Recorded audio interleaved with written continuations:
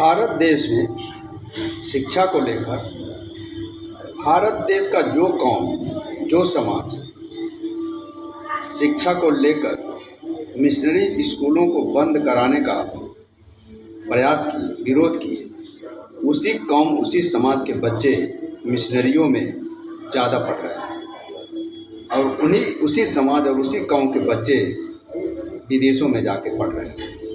तो फिर विरोध करना कितना सही रहा, आप इस पर अंदाज़ा लगा सकते हैं। शुरू से साथियों, एजुकेशन के क्षेत्र में हमेशा विदेशी भारत देश में शिक्षा को लेकर के हमेशा उत्सुक रहे हैं, बढ़ावा दिए हैं, विकास किए हैं। जैसे लॉर्ड मैकाले पहले यहाँ आए तो सबको शिक्षा देने का प्रयास किए, उन्हीं की वजह से यहाँ अंग्रेजी पढ़ाई जाती है। अंग्रेजी आज हावी हुआ, देश में अच्छे अच्छे इंग्लिश बोलने वाले हैं।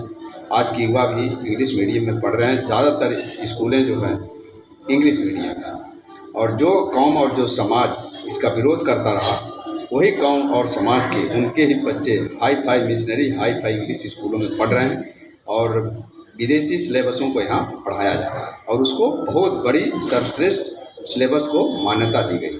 तो साथियों, इस बात का ध्यान रहे, सभी लोग इस बात को बहुत चिंतन मंथन करिएगा कि शिक्षा का विरोधी कौन समाज रहा है, कौन कौम रहा है भारत देश में, और अभी भी शिक्षा का विरोध कौन कर रहा है।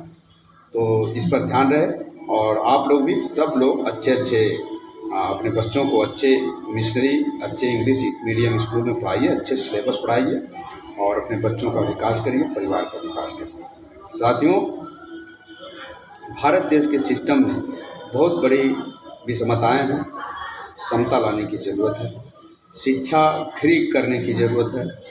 हर शिक्षा को एक शिक्षा नीति लानी चाहिए। भारत देश में एक ही सिलेबस, एक शिक्षा, एक देश और एक सिलेबस के तौर पर सभी स्कूलों में जारी करना चाहिए। ये अलग अलग बोर्ड, अलग अलग सिलेबस, अलग अलग सिस्टम बनाना ये सभी समाज के लिए, भारत देश के 140-45 करोड़ जनसंख्या के लिए ठीक नहीं।